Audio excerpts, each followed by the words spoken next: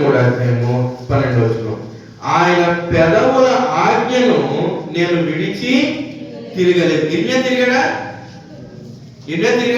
తిరగలే. తన హృదయంలో వాక్యం ముద్రించుకొని ఆ హృదయానందంలో ఉండి దేవుడికి ఏదైతే సంతోషమో అదే నాకు సంతోషం అనుకొని, పాపులు దేవుని వ్యతిరేకంగా ఉన్నటువంటి వారు కూడి వారు తాగుతూ తింటూ డ్యాన్స్ వేస్తూ వాళ్ళు ఆనందంలో అనుభవిస్తున్నటువంటి సందర్భంలో ఇర్మియా వాళ్ళతో వెళ్ళాడా?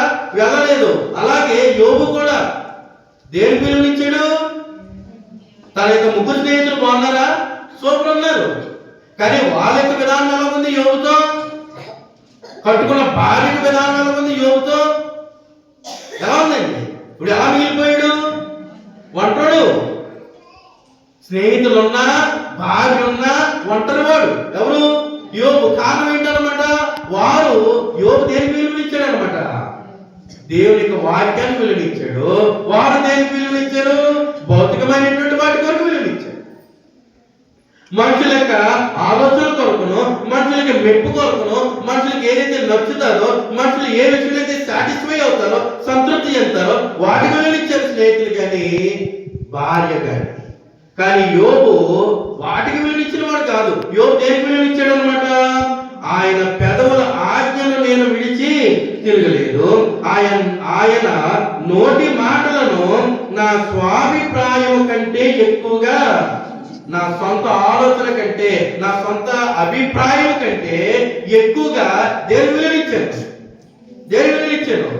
అంటే ఇప్పుడు ఏది గొప్ప కాదు దేవుని సొంతంలో? నా సొంత అభిప్రాయము దేవుని సొంతంలో నా దేవుని వాక్యం కన్నా ఏది ఎక్కువ కాదు. నా దేవునికి సన్నిధిలో నేను నేర్చుకునేటువంటి వాక్యమే నా అభిప్రాయమే ఉండాలి. అదే నాకు ఎక్కువ. నా సొంత అభిప్రాయం కాదు. నాకు ఎవరు అది నెరవేర్చేద్దాము, నాకు ఎవరు అది చేసేద్దాము, నేను చెప్పి చేస్తారా చేయాలా, ఎలాంటి కొందరు దేవుని వాక్యం నేర్చుకునేటువంటి వారు. ఏమని చెప్తున్నాడు అనమాట? ఆయన పెదవుల ఆజ్ఞను నేను విడిచి తిరగలేదు. ఇర్మియా కూడా తిరగలేదు. ఇర్మియా తిరిగాడా విడిచి?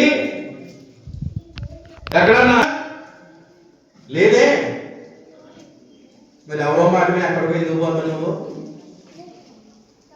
తాత్కాలిక మహిమను నీ ద్వారా పొందాలని కోరుకుంటూ ఉండగా ఆ మహిమను చెందించేటువంటి వాడివి. దేవుని యొక్క దూతలు మనం ఆయన సమాచారాన్ని సంపూర్ణంగా గ్రంథరూపంగా నేర్చుకుని ప్రకటన చేయడానికి ఏర్పరచబడినటువంటి వారు. పూర్ణ ఏర్పరచబడలే. చెప్పేశాడుగా ఈ పేతురు రాసిన 2:5 ఏమని మాట్లాడేశాడు? చీకటిలో నుండి ఆశ్చర్యకరమైన తన వెలుగులోనికి మిమ్మును పిలిచిన వారి గుణాతిశయములను ప్రచురము చేయ నిమిత్తము, అనగా కనపరచబడి కనపరచు నిమిత్తము ఏమన్నారు? ఏర్పరచబడిన వంశమును, రాజులైన యాజక సమూహమును, దేవుని సొత్తైన ప్రజలను, పరిశుద్ధ జనమునై ఉన్నారని మాట్లాడుతున్నాడు. ఏర్పరచబడిన వంశము ఏం చేయడానికి? కనుపరచడానికి. చీకటిలో నుండి ఆశ్చర్యకరమైన తన వెలుగులోనికి మనల్ని పిలిచిన వాని గుణాతిశయములను కనుపరచడానికి పిలవబడినటువంటి వారు, ఏర్పరచబడినటువంటి వారు. ఎవరి ద్వారా? తండ్రి అయినటువంటి దేవుని ద్వారా ఏర్పరచబడిన వారము. ఎవరిని బట్టి? ప్రభువు అయినటువంటి యేసుక్రీస్తుని బట్టి. ఆ జ్ఞానం మనకి ఇచ్చాడే లేదా? నేర్చుకుంటామా? నేర్చుకోవట్లేదా? ఆ ఆజ్ఞలకు నేను ఇచ్చేటువంటి విలువ ఏంటి? ఆజ్ఞలు నేను ఇచ్చేటువంటి విలువ ఎలా ఉండాలంట? ఆయన పెదవుల ఆజ్ఞను నేను విడిచి, అంటే మనం ఎలా ఉండాలన్నమాట? యాజకులముగా ఆయన ఆజ్ఞను విడిచి మనము తిరగకూడదు. ఆయన ఆజ్ఞను విడిచి తిరిగేటువంటి వాడు యాజకుడు కాదు, దేవుని దూత అంతకన్నా కానే కాదు. మరి ఎవరు? ఏమవుతారు? ప్రమాదం ఉంది. దేవుని ఆజ్ఞను విడిచి తిరిగితే ప్రమాదం ఉందని ముందే చెప్పేశాడు. తుచ్చమైన అభిలాషకు వారిని వదిలేస్తానని చెప్పేసి, వారు కోరుకున్నటువంటి దేవునికి వ్యతిరేకమైనటువంటి కార్యకలాపంలో ఏం చేయడానికి అయితే సిద్ధపడుతూ ఉన్నారో దానిని చేయడానికి దేవుడే స్వయం వదిలేస్తాడంట. దేని విరుద్ధంగా ఉంటే ఆ అమూల్యమైనటువంటి వాక్యానికి విరుద్ధంగా ఉంటే ఏం చేస్తాడంటే దేవుడే స్వయంగా దాన్ని వదిలేస్తాడంట. అప్పుడు చేసుకుని కానీ హ్యాపీ క్రిస్మస్, మేరీ క్రిస్మస్, ఇక నిరంతరం అందులో ఉండొచ్చు. రోజు మేరీ క్రిస్మస్ ఇంకా అందులో ఉండిపోవచ్చు.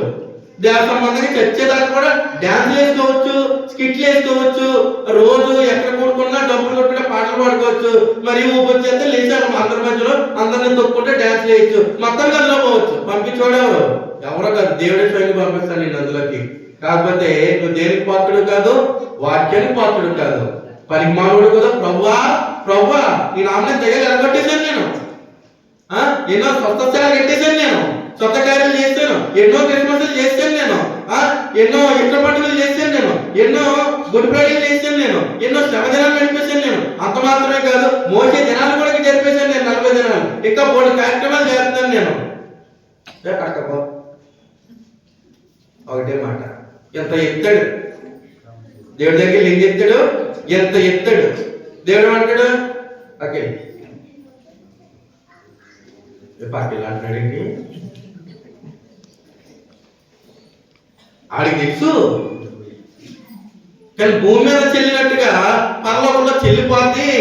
మనం మాట్లాడేద్దాం కాదు, మోకాళ్ళ మీద ఆయన పాదాల మీద పడిపోయి లాగేద్దాం అనుకుంటున్నాడు. ఇక్కడ ఉన్నట్టుగా ఉంటుందేమో అని అనుకుంటున్నాడు. ఆడికి వెళ్తే ఏ ఛాన్స్ ఉండదు, మొత్తం అంతా ఆయనదే ఛాన్స్. ఇక్కడలాగా వాదోపాదం చేయడానికి ఏముండదు అక్కడ. మరి ఎంతవరకు చేశారు కదండి. మరి ఇప్పుడు ఇది ఒక్కటే చేయకపోతే అలాగే ఎంతరేంటండి, అది ఎంతరేంటండి, ఈ లోపల నక్కడికి వెళ్ళిపోతారా, అలా బోధిస్తారేంటండి, అక్కడ కుదరదండి.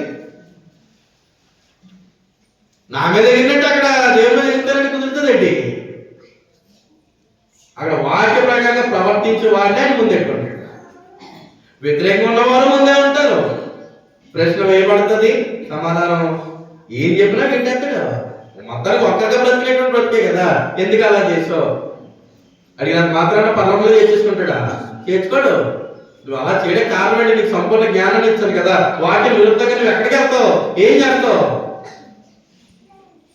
దేవుని జ్ఞానం అమూల్యమైనది. దేవుని జ్ఞానం ఎలాంటిది అనమాట అండి, ఎంతో విలువైనటువంటి దేవునికి మాట.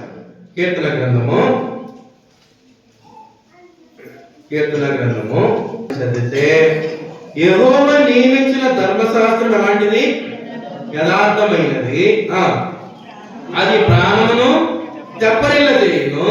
యెహోవా శాసనము నమ్మదగినది, అది బుద్ధిహీనులకు జ్ఞానము పుట్టించును. మరి జ్ఞానం సంపాదించిన బుద్ధిహీనమైన ఆలోచన చేస్తే, బుద్ధిహీనమైన కార్యం చేయడానికి కోరుకుంటుంటే అది ఏ రకమైన జ్ఞానం సంపాదించడం అది.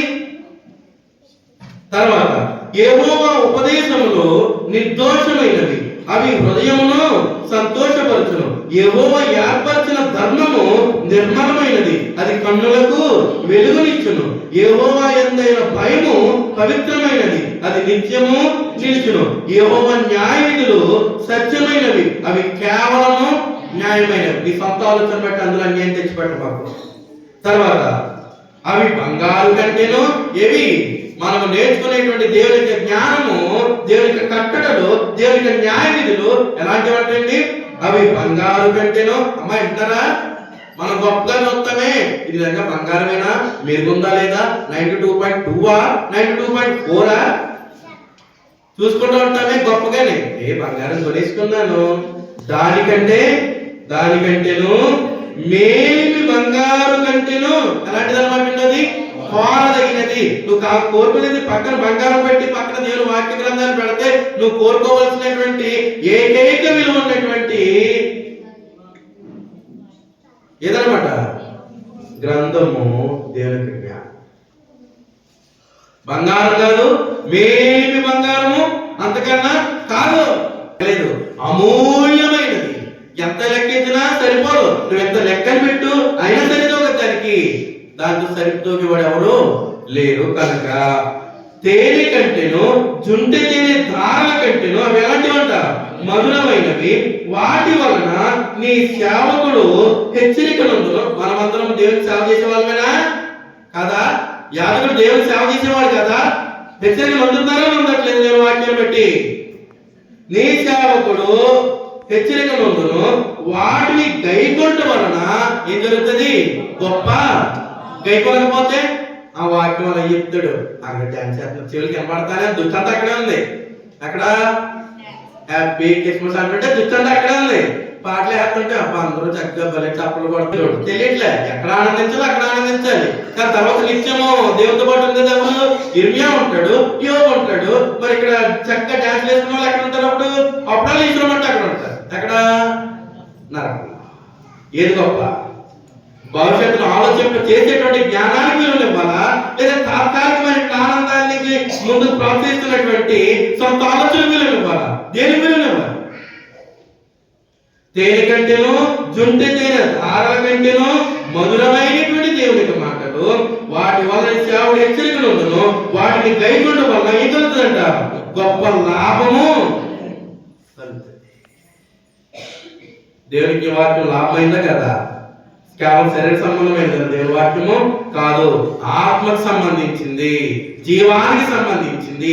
ఆ జీవాన్ని దేవుడు తన జ్ఞానం ద్వారా మనకి అందజేస్తూ ఉన్నాడు. ఎంత వాక్యం నేర్చుకుని ఆ వాక్యం ఎంతగా మన జీవితాలకు అన్వయించుకుంటే అంతగా మనము దేవునికి అర్పణలు అర్పించడానికి సిద్ధపడినటువంటి వారము, దేవుని యొక్క బాధ్యతను నెరవేర్చడానికి సిద్ధపడినటువంటి వారము, తద్వారా దేవుని చేత స్వీకరించబడేటువంటి వారు. దేవుని చేత స్వీకరించబడేటువంటి జీవితం కావాలా వద్దా?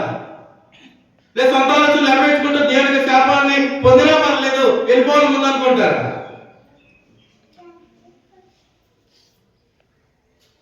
దూరంగా ఉండాలి. ఎవరు ఏమనుకున్నా సరే దూరంగానే ఉండాలి. మనందరం చక్కగా డాన్స్ వేసుకుంటున్నాం, ఇరిమియా రాలేదు. వాళ్ళ విషయంలో కొడుకుమంటగా ఉన్నాడంట. ఎందుకు వెళ్తాడు? ఎవరు బట్టి కొడుకుమంటది? దేవుని బట్టి. దేవునికి ఏది అసహ్యమో దేవుని వాక్యం నేర్చుకునే వారికి కూడా అదే అసహ్యమైనదై ఉండాలి. ఏది ప్రీతికరమైనదై ఉండాలి? దేవుని వాక్యం ప్రీతికరమైనదై ఉండాలి. ఎందుకు? బంగారు కంటేనో మేలు బంగారం కంటేనో గొప్పది, తేనె కంటేనో జుట్టు తేనె ధారల కంటేనో అదేంటనమాటండి మధురమైనటువంటిది. ఆ దేవుని యొక్క జ్ఞానమును నేర్చుకునేవాడు, గైకొనేవాడు, ఆ ప్రకారంగా దేవునికి అనుకూలంగా బాధ్యత కలిగి జీవించేటువంటి వాడు ఏ పొందుతాడంట? లాభాన్ని పొందుతాడు.